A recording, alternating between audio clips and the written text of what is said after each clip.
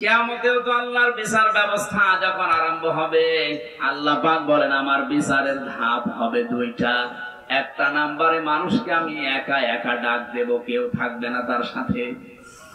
মা তাযালু কদামা বানি আদম আবদি ইয়াউমাল কিয়ামাতি হাত্তা ইসআলা আন খামসিন আন উমরিহি ফিমা আফনা ওয়া আন শাবাবিহি ফিমা আবলা ওয়া আম্মালিহি মিন আইনা ইকতাসাবাহু ওয়া ফিমা আনফাকাহু ওয়া আন ইলমিহি মাযা আমিলা ফি।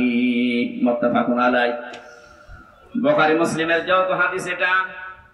আল্লাহ পাক বলেন প্রত্যেকটি বনি আদম সন্তানকে আমার সামনে দাঁড় করাবো, ওর আশেপাশে কেউ থাকবে না, ও আর আমি ছাড়া। 5টা প্রশ্ন করব একে একে। সঠিক জবাব দেওয়ার আগে সামনেও যেতে পারবে না, পেছনেও যেতে পারবে না, জায়গায় দাঁড়িয়ে থাকবে। নারায়ণগঞ্জবাসী এই হাদিসটা এবার নিজের সাথে একটু দাঁড় করান। আপনি মনে করেন একা একা দাঁড়িয়ে আছি আল্লাহর সামনে। আমার এখন 33 বছর বয়স, আপনার তো 50, 60, 70, 80 বছর। বলেন তো এখন যদি আপনার 80 বছরের জবাব আল্লাহ জিজ্ঞাসা করে, জবাব দেওয়ার মতো জীবন আপনি তৈরি করেছেন?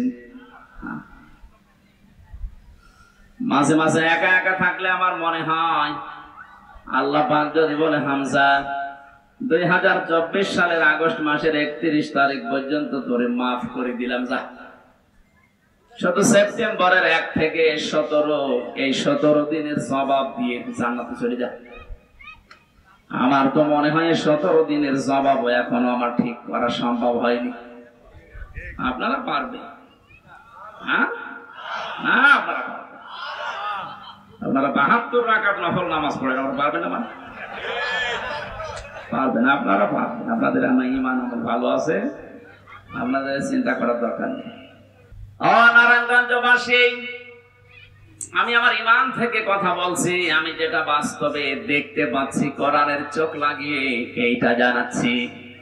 কাবা শরীফ তাওয়াফ করার সময় দেখছিলাম 6ষ্ঠ চক্করে মানুষেরা এই একটা দোয়া আল্লাহকে শোনাচ্ছে। হাজরে আসওয়াদ থেকে এই রুকনে ইয়ামিনী এই জায়গাটা পার হওয়ার সময় দোয়াটা মানুষ পড়ে, আল্লাহুম্মা ইন্না আলাইয়া হুকুকান ফীমা বাইনি ওয়া বাইনিকা। ও আমার মালিক, আমি তোমার গোলাম, তোমার ঘর সামনে নিয়ে আমি ঘুরছিলাম, তাওয়াফ করছিলাম, প্রদক্ষিণ করছিলাম। একটা কথা কিন্তু আমি জানিয়েছি যে আমি তোমার মালিক, গোলাম তুমি আমার মালিক। এই দুইজনের ভেতর অনেক দিনা পাওনা আছে। আমি গোলাম হিসাবে যা যা তোমার কাছে পাবো সব তুমি দিয়ে দিয়েছো। তুমি নেই থেকে আমাকে হামজা বানিয়েছো। কোন নাম পরিচয় আমার দুনিয়ায় ছিল না।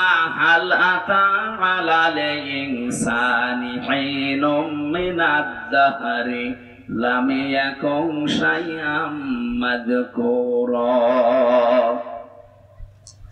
কোন নাম পরিচয় আমাকে উল্লেখ করার মতো কিছু ছিল না দুনিয়ায়, সেখান থেকে তুমি আজ আমাকে হামজা বানিয়েছো। আমার কিছু ছিল না, সব আমার আজকে আছে। যা পাওয়ার আমি বান্দা হিসাবে, গোলাম হিসাবে সবই তো পেলাম, কিন্তু তুমি আমার মালিক, তুমি তো কিছু দাবি করো আমার কাছে। আমি দাবি অনুযায়ী তোমাকে কিছুই দিতে পারিনি, তবে একটা সম্পদ আমার কাছে আছে, সে সম্পদের নাম তুমি আমাকে মাফ করে দাও।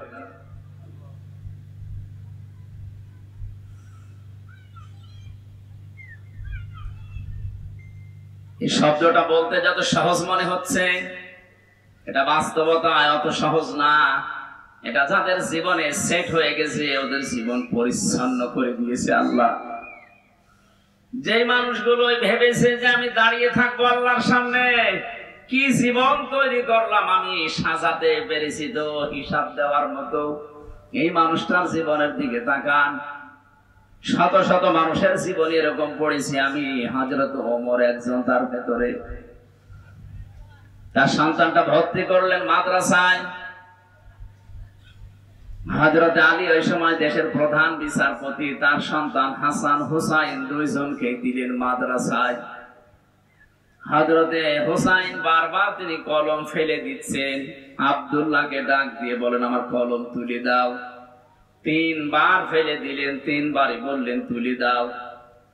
তার রাগ হয়ে গেছে, ডাক দিয়ে বলছে হোসাইন কলম ফেলো নিচে, আমারে তুলতে বলো, আমি কি চাকর? আমি কি তোমার খাদেম নাকি?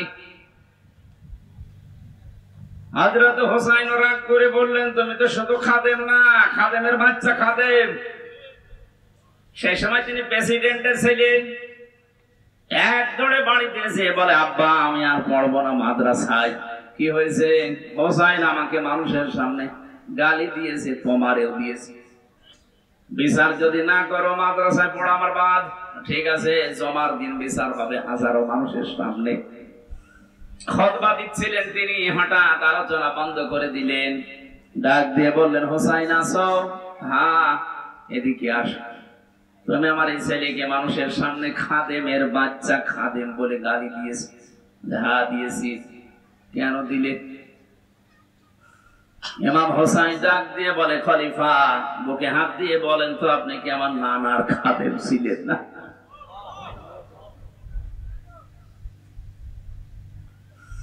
হযরত ওমরের কথা বন্ধ হয়ে গেছে, চোখ দিয়ে দরদর করে পানি ঝরছে।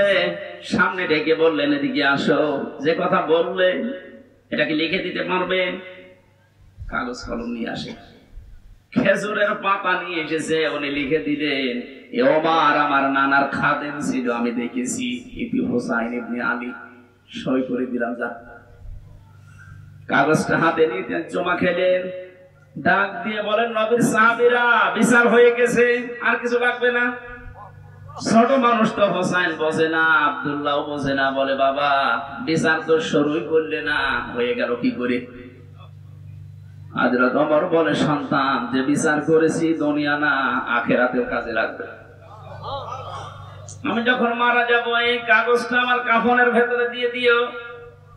ময়দানে মাহশরে যখন আল্লাহ পাক তার বিচারের প্রথম স্টেপে আমাকে ডাকবে, জীবনের কিছু যদি আল্লাহর ভালো না লাগে এই কাগজটা তুলে দেখাবো মাবুদ আমার জীবনের কোনো কিছু যদি তোমার কাছে কবুল না হয়, পছন্দ না হয়, এই কাগজটার দিকে একটু তাকাও। তোমার নবীর নাতি লিখে দিয়েছে আমি নবীর খাদেম ছিলাম। এই ওসিলায় হলে তুমি আজকে আমারে মাফ করে দাও। হিসাবে শব্দটা শুনতে যত ছোট মনে হচ্ছে, বিশাল ব্যাপার এটা।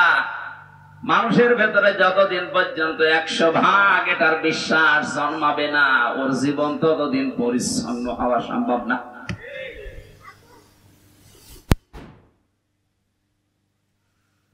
বিচারের প্রথম ধাপে যেহেতু আল্লাহ আপনাকে একা ডাকবেন, কেউ সাথে থাকবে না।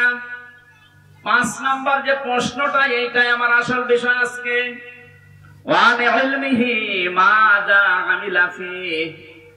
তোমাকে যতটুকু জ্ঞান দেওয়া হয়েছিল, যতটুকু তুমি জানতে, তার কতটুকু মানতে, এটা বলো আজকে। হযরতে তালহা রাদিয়াল্লাহু তাআলা আনহু এবং আবু দারদা রাদিয়াল্লাহু তাআলা আনহু এই দুইজন মাঝে মাঝেই বলতেন নবীর সাহাবীরা নবীর মুখে যত কথা শুনেছি, যত হাদিস শুনেছি, সবচেয়ে বেশি ভয় হয় হাদিসের এই অংশটার দ্বারা। যতটুকু জানতে তার কতটুকু মেনেছো ওইটা বলো। আমার মনে হয় এ প্রশ্নে আমরা অধিকাংশ মানুষই ধরা খাবো। কথা বলে না কেন? যা জানতে তার কতটুকু মানতে এটা বলো, তারপরে সামনে যাও। এখানে জ্ঞান অনুযায়ী যারা আমল করে এরা আল্লাহর ভাষায় আলেম, জ্ঞান অনুযায়ী যার আমল নেই আল্লাহর ভাষায় জালেম। তাহলে বড় কারা আমি বোঝাতে চেয়েছিলাম, আল্লাহর ভয় যাদের ভেতরে আছে এরা আল্লাহর কাছে বড়। আল্লাহকে বেশি ভয় করে আলেমরা। আলেম ওই লোকটা যে তার জ্ঞান অনুযায়ী কাজ করে। পৃথিবীতে জ্ঞান অনুযায়ী কাজ করেছে সবচাইতে বেশি নবীরা। কথা বলেছেন এখন? নবীদের উপরে, জ্ঞানের উপরে কাজ করা মানুষ দুনিয়ায় আছে। আপনি তাকান তো তাদের দিকে। কোরআনে কারীম জানিয়েছে ইয়া হাসরাতান আলাল ইবাদ মা ইয়াতিহিম মির রাসূলিন ইল্লা কানু বিহি ইস্তাহজিউন।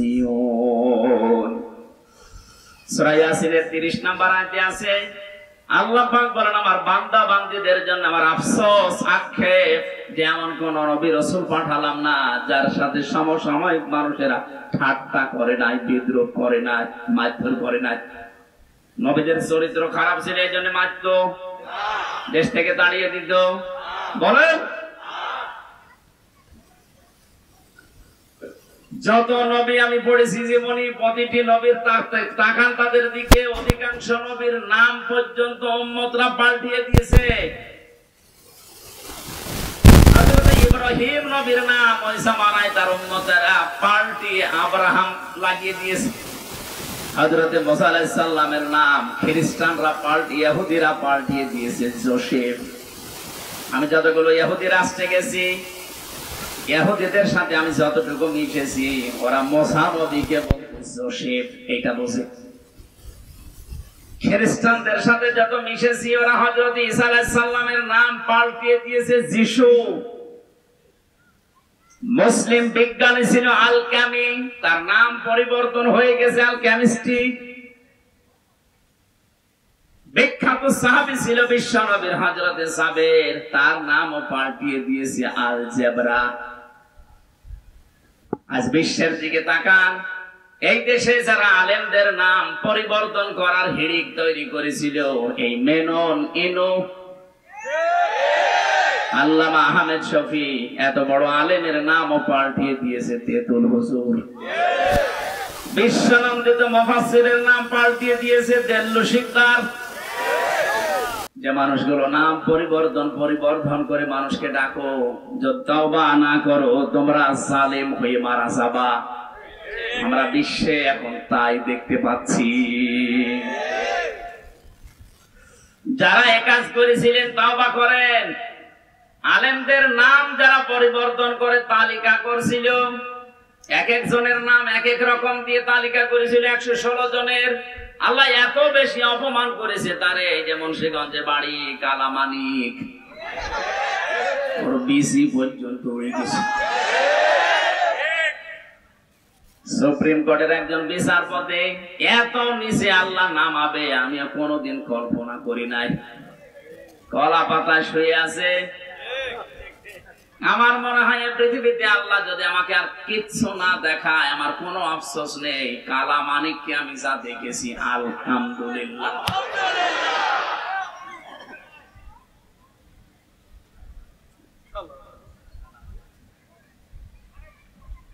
এবার আসেন তো যে কথা বলতে চাচ্ছিলাম, তাহলে আল্লাহর কাছে বড় যেহেতু আলেমরা, এদের সম্মান, মর্যাদা, ইজ্জত, শ্রদ্ধা এটা দেওয়া লাগবে, নয়তো আপনি নবীর উম্মত হতে পারবেন না। 15.5 বছর আমরা এটা দেখেছি। যারা আল্লাহর কোরআনের জ্ঞান, নবীর হাদিসের জ্ঞান থাকার পরে গোপন করে রেখেছে দুনিয়ার স্বার্থ পেয়ে, তাদেরকে আমরা দেখেছি অনেকে আলেম মনে করতে, অথচ আল্লাহর ভাষায় ওগুলো বড় জালেম। আর যারা জ্ঞান অনুযায়ী আমল করতে গেছে, তাদের তো শ্রদ্ধা সম্মান দূরের কথা, এত নিচে নামিয়েছে অত্যাচারে। আমি নিজে সাক্ষী, 3টা বছর আমার সাথে যা করেছে, সাধারণ মানুষের সাথে এরকম করে না। ওরা আলেম দেখলে দায়িত্ব দিছ হিন্দুদের। আমার দায়িত্ব পড়েছিল দেবদুলাল, সুব্রত বালা, চণ্ডীদাস, কি সুন্দর নাম না? দেখলেই বোঝা যাচ্ছে যে আমার প্রতি রহম করবে। আচরণই ওই রকম।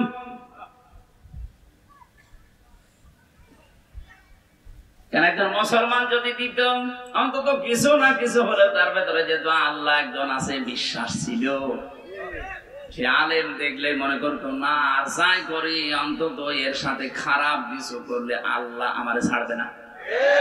এমন মানুষকে দিয়েছে তো আল্লাহ পরকাল জানে না, আলেম ওসা জালেমতা। মাটির নিচে নিয়ে আমার 11 ঘন্টা টাঙিয়ে রেখেছিল। তা ভালোভাবে যদি টাঙাইতো, চোখ কালো কাপড় দিয়ে বেঁধে নিয়েছে, পায়ে ডান্ডা বেড়ি লাগিয়েছে, হাত পেছনে বেঁধে দিয়েছে, মাথায় দড়ি দিয়ে। নামাজ কিসের, কখন আজান হয়, কখন কি হয় কিচ্ছু জানি না। 4 ওয়াক্ত নামাজ আমি আন্দাজে পড়েছি ইশারায়।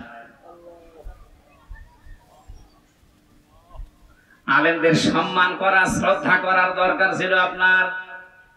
আর আপনি দাবি করেন আমি নবীর উম্মত, বেহেশতে আমার অধিকার আছে। অধিকার আপনার আছে, জাহান্নামে আছে। কারণ আপনি নবীর উম্মতই হতে পারেননি এখন। কি নবীর উম্মত হওয়ার জন্য যে 2টা গুণ বললাম, এই 2টা গুণ মানুষের আছে, অধিকাংশ মানুষের নেই। আল্লাহ তুমি আমাদেরকে এই 2টি গুণ অর্জন করার তৌফিক দাও, বলেন আমিন। ওর সূরা সিরাত দেখে তো আল্লাহর রাগ হয়ে যাবে। ওর রাতের চরিত্র একরকম, দিনেরটা আর একরকম। আপনি নিজেই এখন বলছেন ঠিক আমাকে মাফ করবে না, তাহলে আছেন কেন? কথা বলেন কেন? এই মুহূর্তে সিদ্ধান্ত পাল্টান। যাকে দেখলে অন্তত আল্লাহর মায়া লাগবে এরকম নেতা দেশে নেই।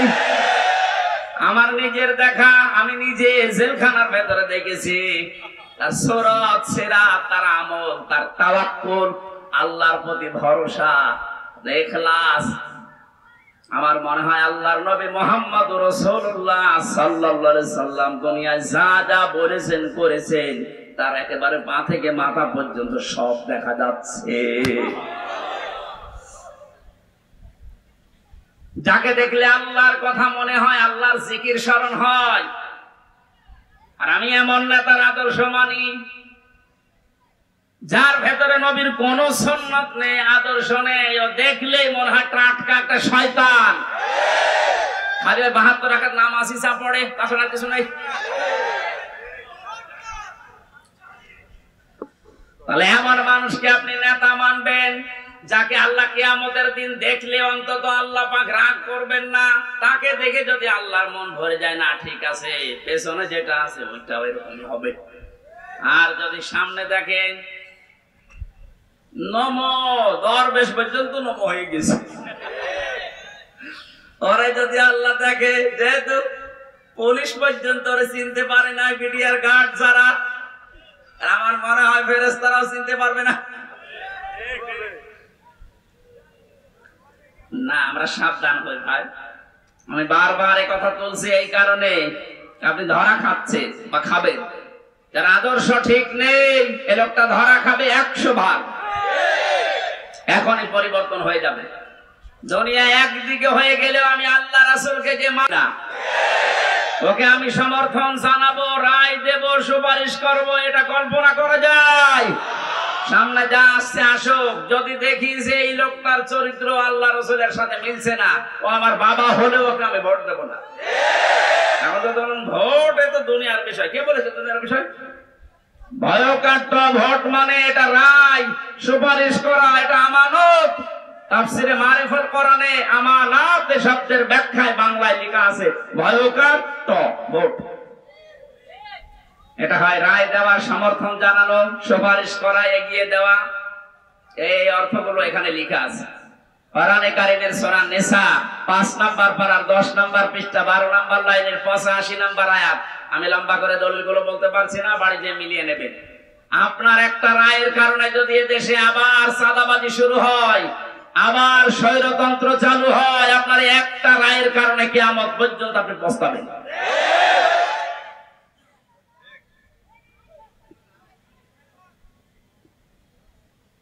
বৌমা এসেছে, কেবল বাসর ঘরে প্রবেশ করেছে, দাদি শাশুড়ি এসে বলছে আমার কিন্তু পতি চাই। লজ্জায় মাথা লাল করে বলছে ঠিক আছে দাদি একটু সময় দেবেন তো। কিছুক্ষণ পরে শাশুড়ি এসে বলছে বৌমা আমার কিন্তু নাতি চাই। ঠিক আছে সময় তো দেবে। কিছুক্ষণ পরে ননদ এসে বলছে আমার কিন্তু ভাতিজা চাই। ঠিক আছে। দেবর এসে বলছে ভাবি আমার কিন্তু ভাতিজি চাই। ঠিক আছে। স্বামী এসে বলছে কই আমার বেবি চাই। বৌমা কিছু করে বলে কি তোমাদের বংশ কি পাগলের বংশ? আমি আসতে পারলাম না।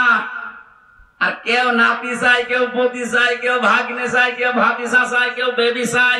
আমার সময় দেবেন না 10 মাস 10 দিন? এক কথা বলেন না কেন? আমার এতে একটু সময় দেন, আমি একটু গুছিয়ে নেই। তারপরে আপনার বেবি লাগবে আমি দেব, নাতি লাগবে আমি দেব, ভাতিজা লাগবে সব দেব, কিন্তু সময় দিচ্ছেন না। আমি ওগুলো ডাউনলোড করে নিয়ে আসবো। দায়িত্ব যাদেরকে দেশের লোক ছাত্র জনতা মিলে দিল, আরে ভাই তাকে একটু বুঝ করে নিতে দেন।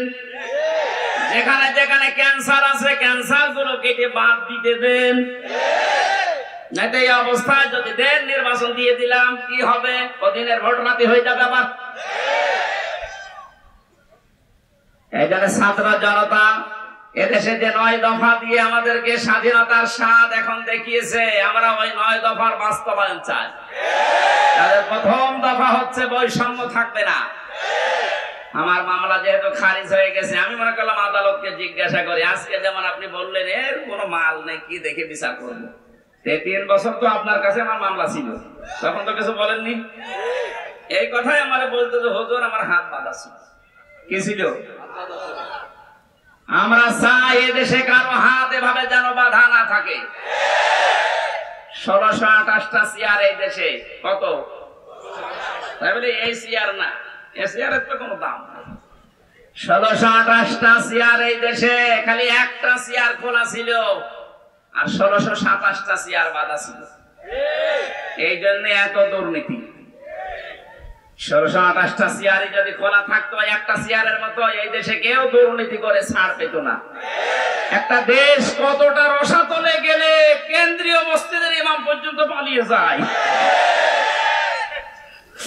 বাইতুল মুকাররমের ইমামও পালিয়ে যায়।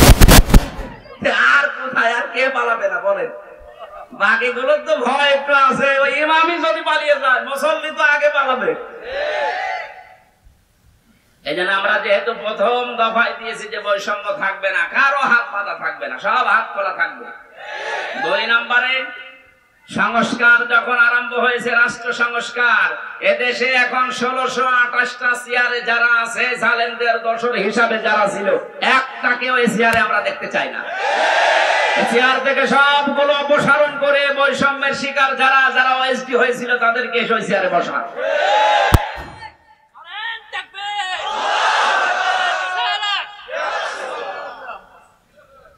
কথাগুলো বোঝার চেষ্টা করবেন। আমি শুধু নারায়ে তাকবীর দেওয়ার জন্য বলছি না।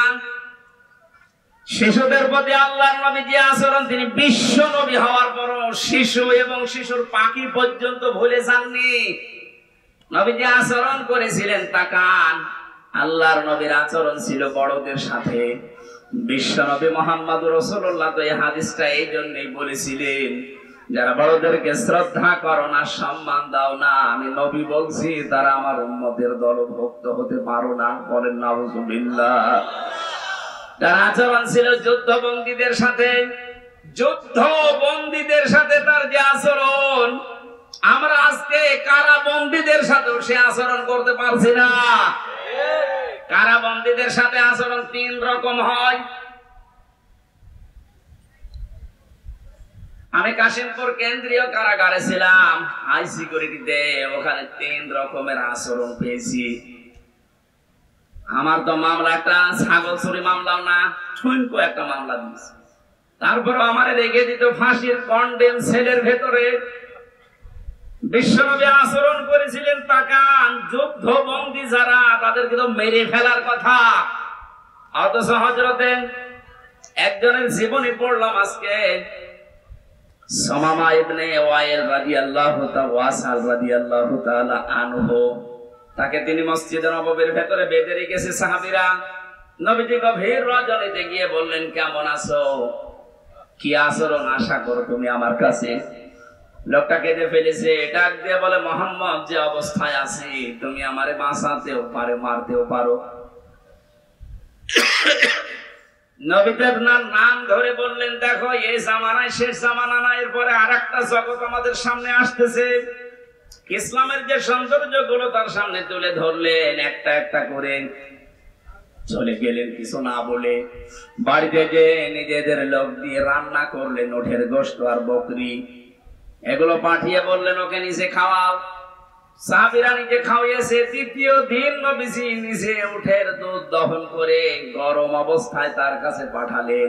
মানুষ সামাইদেরকে এত আদর করে না, কথা বলে না কেন?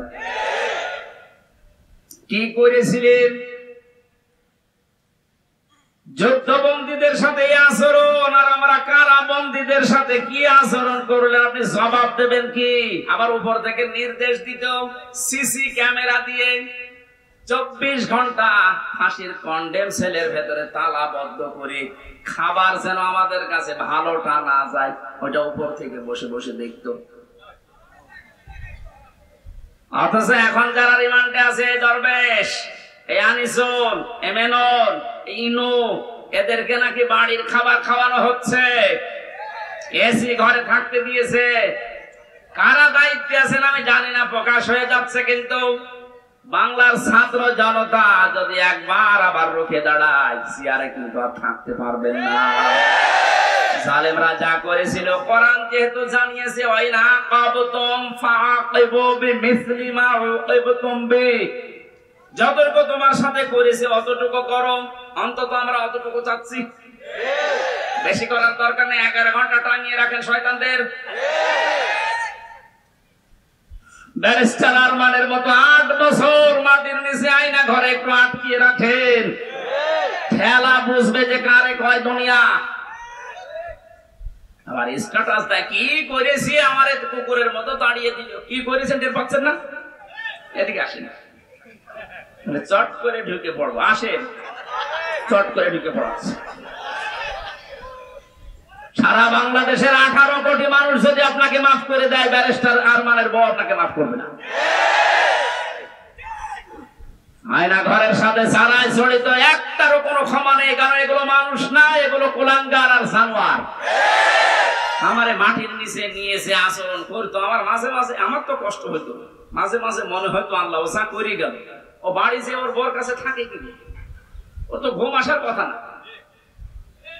আমার সাথে মুফতি ফখরুল ইসলাম ছিল, ওরে নিয়ে মাটির নিচে আয়না ঘরে এই পার ভেতরে হাত দিয়েছে, এখানে হাত দিয়ে সামনে রড, এই রডের সাথে ধরে হাতে তালা লাগিয়ে, তবে 1-2 ঘন্টা 5 ঘন্টা 24 ঘন্টা তালা লাগানো, মাত্র 1.5 মিনিট সময় দিত টয়লেট করা। আর খাবার যা দিত, মাখানো খাবার, মনে হচ্ছে যে 4-5 জন মাখিয়ে এক জায়গায় রেখে দিয়েছে, পেল ভাত লেখা না পালে না খা। আপনি নবীর মিলাদ পড়তে পাগল হয়ে আছে। নবীর এটা সিরাত না, নবীর আদর্শ না এটা। তিনি যুদ্ধবন্দীর সাথে কি করলেন, আর আপনি কারাবন্দীর সাথে, তা তো অন্যায় ভাবে। ব্যারিস্টার আরমানকে, আমান আজমিকে, আমির হামজাকে, মামুনুল হককে যে মামলা দিয়েছেন, একটা মামলাও টিকছে। আজ তো আমি বেকসুর খালাস পেয়ে গেছি, তাহলে আমি এই দেশে আদালত কর্তৃক প্রমাণিত যে আমার কোনো দোষ নেই। সুতরাং বিনা দোষে 3টা বছর যা করেছেন, আমিও চাই মামলার আয়ু থেকে শুরু করে ওই যে হাত খোলা ছিল এটা পর্যন্ত যারা এর সাথে জড়িত, প্রত্যেককে আমি চাই 3 বছর করে আমার মতো জেল দেওয়া। শুধু আমি না, 1,10,000 মানুষ এখন সারা বাংলাদেশে জেল খাটতেছে, বিশেষ করে মিডিয়াররা বেকার আটকে রেখেছে। যারা এই সমস্ত মিথ্যা মামলার সাথে জড়িত, মামলার আয়ু থেকে শুরু করে একেবারে উপর পর্যন্ত যারা নির্দেশ দিয়েছে, একটাকেও যেন ছাড়া না হয়। কারণ এদের ছাড় নেই বলে মাফ করে দিলাম। কিসের মাফ?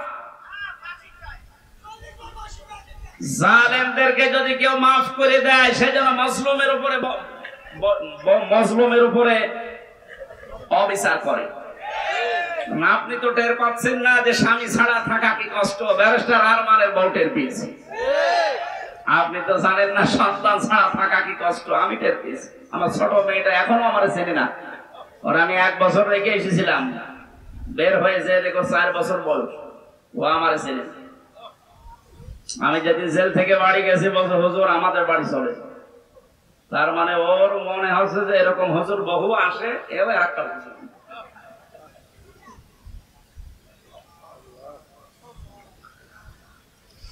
আমরা যুদ্ধবন্দীদের সাথে রাসূলের আচরণ কারাবন্দীদের সাথেও করতে পারি না। আপনি আয়না ঘর বানিয়ে ঘুমাতেন, আমার তো বিশ্বাস হয় না যে এরা ঘুমায় তো কি করি। মনে হয় হয় লাল পানি খেত, নাই ঘুমের বড়ি খেত। দ্বিতীয় দিন নবীজি এসে ডাক দিয়ে বললেন, সাহাবীরা সামামাকে ছেড়ে দাও। সাহাবীরা বলো, হুজুর ছেড়ে দাও মানে? না ছেড়ে দাও, আমি যেটা জানি তোমরা জানো না। ছেড়ে দেওয়া হলো। উনি চলে গেলেন তার গোত্র মামার কাছে। সেই গোত্রে তিনি এক খেজুর বাগানের পাশে এক কুয়াতে গোসল করলেন। ছুটে আসলেন আবার মদিনায়। বিশ্ব নবীকে বলে, হে রাসূল, আমি চিন্তা ভাবনা করতে করতে গিয়েছিলাম, আপনার ওই আচরণ আমার মনে পড়ছিল এই 3 দিনে, আমি আর নিজেকে কন্ট্রোল করতে পারি না, আপনি আমারে কালেমা পড়িয়ে দেন। তিনি ওখান থেকে চলে গেলেন। ইয়ামেন থেকে গম আসতো মক্কায়, ওই গম নিয়ে মক্কার মানুষেরা ব্যবসা করে খেত। উনি বললেন, ওখানে যেহেতু বহু অমুসলিম আছে, ইসলামকে তারা বিশ্বাস করে না, আল্লাহর বিরুদ্ধে তারা দাঁড়িয়েছে, শিরিক করে, আমি তাদের জন্য এই গম আসা বন্ধ করে দিলাম। কারণ তিনি ধনী মানুষের সন্তান ছিলেন, তিনি লিডার ছিলেন একজন। শেষ পর্যন্ত মক্কার মানুষের খাবার দাবারই বন্ধ হয়ে গেল। এই যে মানুষের খাবার আটকে দিয়ে স্যাংশন দেয়, আমেরিকা যেটা একটা দিচ্ছে না, বিশ্ব নবীর হস্তক্ষেপে শেষ পর্যন্ত এটা আবার চালু হয়। নবীজি যুদ্ধবন্দীদের সাথে যে আচরণ দেখিয়েছিলেন, আমরা আজ যদি বাংলাদেশে যারা বিরোধী দলে আছে এই মানুষগুলোর সাথে ওই আচরণ করতে পারতাম, প্রত্যেকে আপনার দলের লোক হয়ে যেত। আমরা পারি না। পশু পাখির সাথে নবীজি যে আচরণ করেছিলেন, একটা পশু এসে কাঁদছিল নবীর কাছে, নবীজি ভাষা বুঝতেন। সাহাবীকে ডাক দিয়ে বললেন, তোমার এই পশুটা আমার কাছে নালিশ দিয়েছি তোমার বিরুদ্ধে, কি আচরণ করেছো তার সাথে? তুমি নাকি আজকে সারাদিন তাকে খাবার দাওনি, অথচ খাবারের পরিবর্তে খালি কাজ করিয়েছো। যদি এর সাথে আচরণ করে থাকো, কিয়ামতের দিন তুমিও আল্লাহর দরবারে মামলার আসামি হবে। অন্যান্য বিশ্বে আমি যখন উন্নত বিশ্বের দিকে যখন নিজে ঘোরার জন্য গিয়েছি, দাওয়াতের জন্য গিয়েছি, ওই সমস্ত দেশে দেখতে পেয়েছি গাড়ি ঘোড়া যখন চলে, যদি রাস্তায় একটা সাপ ফানা তুলে দাঁড়ায়, কয়েকশো গাড়ি দাঁড়িয়ে গেছে, সাপটা নিরাপদে চলে যাবে, বিড়ালের বাচ্চা নিরাপদে চলে যাবে, এরপরে গাড়ি যাওয়া আরম্ভ হয়। কেন? তাদের কাজ নেই, গুরুত্বপূর্ণ কাজ সব স্টপ, যেন একটা পশুর ক্ষতি না হয়, একটা ফুল বাগান ফুলের গাছের ক্ষতি না হয়। তারা নবীর হাদিসটা মেনে চলে, যদিও নবীকে তারা বিশ্বাস করে না, কিন্তু আমরা নবীকে বিশ্বাস করার পরও তার এই আচরণ কাজ করতে পারি না। একটা বেশ্যা মহিলা শুধুমাত্র একটা পশুর সাথে ভালো আচরণ করার কারণে জান্নাত পেয়ে গেছে। একটা নামাজি মহিলা একটা বিড়ালের সাথে খারাপ আচরণ করার কারণে আল্লাহ পাক জাহান্নামী বলে ঘোষণা দিয়েছে। নবীজি শত্রুদের সাথে যে আচরণ করেছিলেন, আজ আমাদের সেই সময় এসে গেছে। বিজয়ের সময় বিশ্ব নবী মুহাম্মদ রাসূলুল্লাহ দেখেছেন, ওরা সব থরথর করে কাঁপছিল। নবীজি বললেন, লা তাসরিবা আলাইকুমুল ইয়াউম ইযহাবু আনতুমুত তুলাকা, যাও আজকে সবাইকে আমি মুক্ত করে দিলাম, কারো প্রতি কোনো অভিযোগ নেই। আমার মনে হয় এই দেশে জামাত ইসলামী বাংলাদেশের কেন্দ্রীয় আমির যিনি ডাক্তার শফিকুর রহমান, যেটা দেখিয়েছে 1400 বছর আগে নবীজি যেটা দেখিয়েছিল,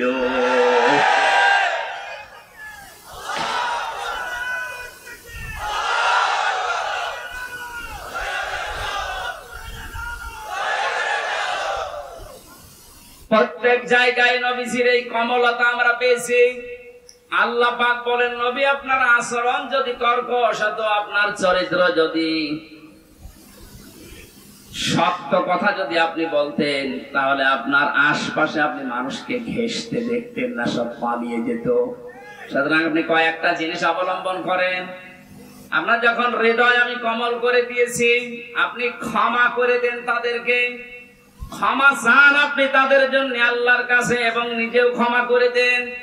আজ যারা দায়িত্বে আছে আহ্বান জানাবো আয়াত দিয়ে, যারা ভুল করেছে, যা ভেবাই করেছে, আজ আমরা এই আয়াত অনুযায়ী রবিউল আউয়াল মাসে তাদেরকে ক্ষমা করে দিলাম এবং তাদের জন্য ক্ষমা চাচ্ছি আল্লাহর কাছে।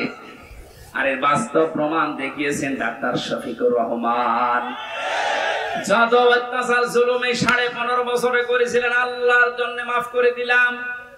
কিন্তু যারা ভিকটিম, তারা যদি নিজেরা অত্যাচারিত হওয়ার কারণে কিছু করে, আমরা তাদেরকেও সাহায্য করব।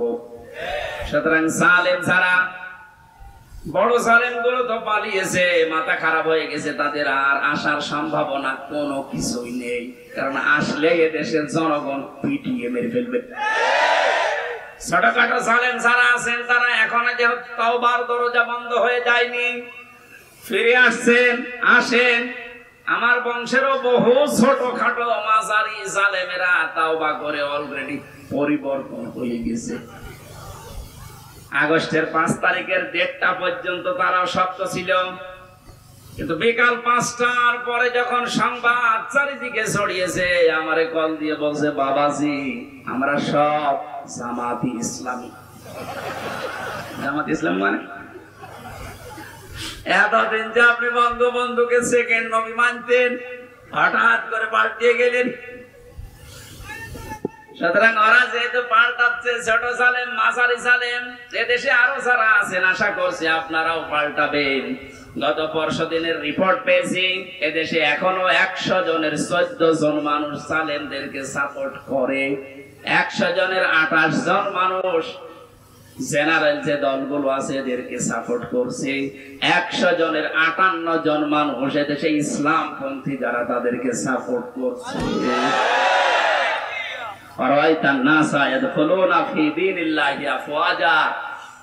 আপনি দলে দলে পালে পালে মানুষ ইসলামে আসতে দেখবেন, সেই দৃশ্য এখন আরম্ভ হয়ে গেছে। গত 3 দিন আগে দিনাজপুরে 10 জন এক মঞ্চে এসে মুসলমান হয়ে গেল আমার কাছে। এর আগে 2 জন চুয়াডাঙ্গাতে, এর আগে 1 জন গাইবান্ধাতে। মানুষ যেভাবে দলে দলে আসতেছে, 58 থাকবে না ইনশাআল্লাহ, 100 জনের 100 ভাগই এই দেশে ইসলাম কায়েম হোক, এটা চাইবে। সেই দৃশ্যের আশায় আছে। আল্লাহ আমাদেরকে যেন নবীর আদর্শ সব জায়গায় মানার তৌফিক দেন। আল্লাহুম্মা আমিন।